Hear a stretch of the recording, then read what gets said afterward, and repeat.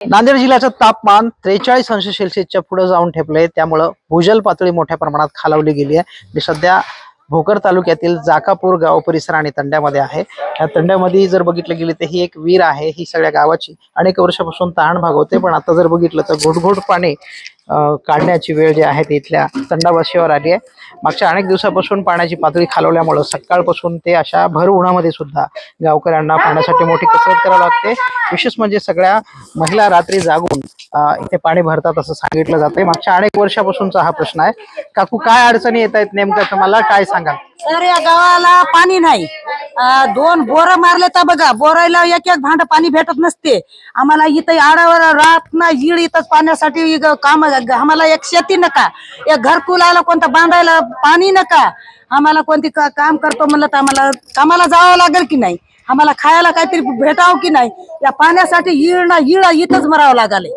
कितीतरी इड 60 असं पाणी भरा पाण्यासाठी, पाणी पाणी म्हणून राहावं सर।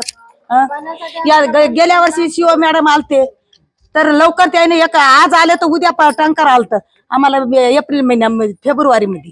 तर आता काय नाही चाललंय तरी आम्हाला उन्हाळा सारा चाललाय तर इथंच हा बघा या मिरगामध्ये। आता आता आता काय मागणी काय आहे? आता मागणी काय टँकर लागतंय आता। टँकर साठी आम्ही काय की रात नाही काय की इथं काय की आम्ही काय की टँकर साठी काय की खरडत बसते सर। आम्ही आम्हाला पाणी नाही, पाण्याची दुष्काळ आहे आम्हाला।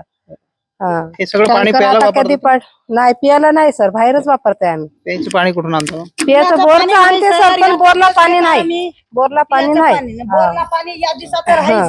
पियाला पण आम्हाला भेटत नाही। कधी कधी आम्ही दुकानावरून विकत आणून पिते पाणी। बोरला पण भेटत नाही।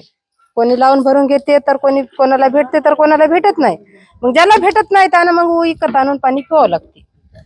बघितलं गेलं तर हे माजी मुख्यमंत्री अशोकराव चव्हाण यांच्या मतदारसंघातलं हे सगळं चित्र आहे।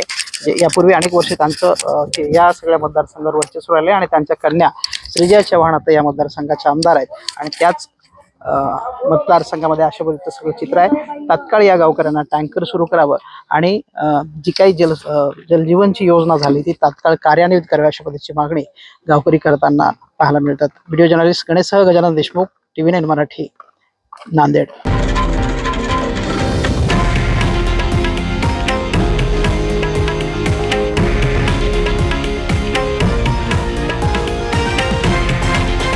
हे आहे देशातील नंबर 1 न्यूज नेटवर्क आणि आपण पाहत आहात TV9 मराठी, एकमेव।